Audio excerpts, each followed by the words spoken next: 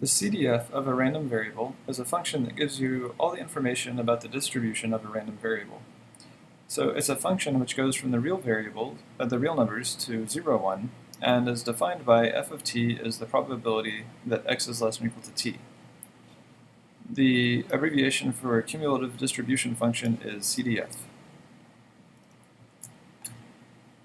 So for example, if x is a discrete random variable, with the probability x equals 0 is 1/4, and the probability x equals 1 is 3/4, the CDF of x is f of t is 0 for t less than 0, 1/4 for t bigger than or equal to 0 but less than 1, and 1 for t bigger than or equal to 1. So I've drawn a graph of this function, and this is just a graph of the probability that x is less than or equal to a given value. So for all the values less than 0, there's a probability of 0 that x is less than those numbers, because it's either going to be 0 or 1. But once we get to 0, there's a jump from 0 to a fourth, because x has a 1/4 chance of being 0, and then for all the numbers from 0 to 1, x has a 1/4 chance of being less than or equal to that number.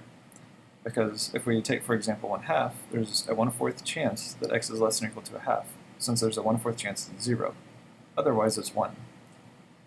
And once we get to 1, we jump all the way up to 1, because there's a probability of 1 that x is less than or equal to 1. And if we take larger values than 1, there's always a probability of 1 that x is less than or equal to that number. So this is what the CDF will look like for a discrete random variable. It will be a jump function that jumps up by the probabilities at each value. So notice that here there's a jump of 1/4, and then here there's a jump of 3/4, because there's a 3/4 probability that x is 1.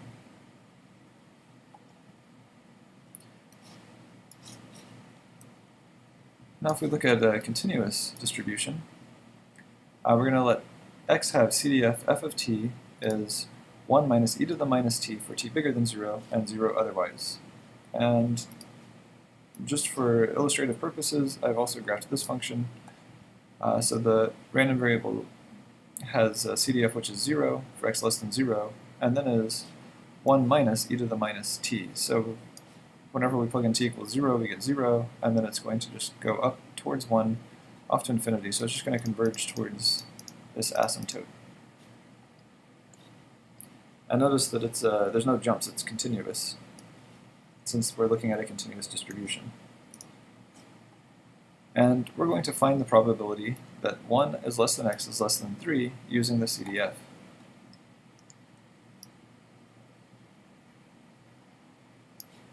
So the event that 1 is less than x is less than 3 could be written as the intersection of 1 is less than x and x is less than 3, or, and set differences, x is less than 3 minus the set x is less than 1.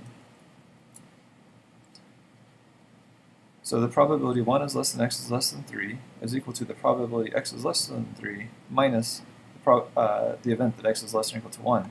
And notice that the event x is less than or equal to 1 is completely contained in the event that x is less than or equal to 3. So we can rewrite this as the difference. The probability x is less than 3 minus the probability x is less than or equal to 1. Then the probability x is less than or equal to 1, since x has probability 0 of equaling any particular value, becomes the probability x is strictly less than 1. Then we can use the CDF function for each of these probabilities. So the probability x is less than any number t is 1 minus e to the minus t. So we get 1 minus e to the minus 3 minus 1 minus e to the minus 1, since we're looking at 3 and 1. Then this minus becomes minus 1, and there's a plus 1, so these cancel, and this will be plus e to the minus 1 minus e to the minus 3.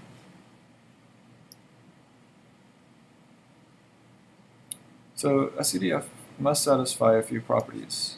For one, the function f must be increasing, because as we take larger and larger values, there's always a higher probability that x is going to be less than those values. Simply because f is defined as the probability of a certain event, f must be between 0 and 1. Then as t goes to negative infinity, f of t is always 0, because the random variable x must take on some real values. So as those real numbers go to negative infinity, eventually they're going to pass the values that x can take, although of course it could go to 0 as x goes to negative infinity but never reach 0 if it's only approaching. Just as t goes to positive infinity, f of t has to approach 1. And yeah, all of these just follow directly from the definition that f of t is the probability x is less than t. It's also the case that the CDF and PDF are related for a continuous random variable. So if x is a continuous random variable with PDF little f and CDF capital F, then the integral from negative infinity to t of f of s ds equals f of t. And by the fundamental theorem of calculus, f prime of t is equal to f of t. So that's essentially the proof. The first statement is just by definitions. So f of t is the probability x is less than t, and the probability x is less than t is by definition the integral from negative infinity to t of f of s ds. And the fundamental theorem of calculus tells us that if we take the derivative of the integral from negative infinity to t of f of s ds, we get f of t. So the derivative of the CDF is the PDF.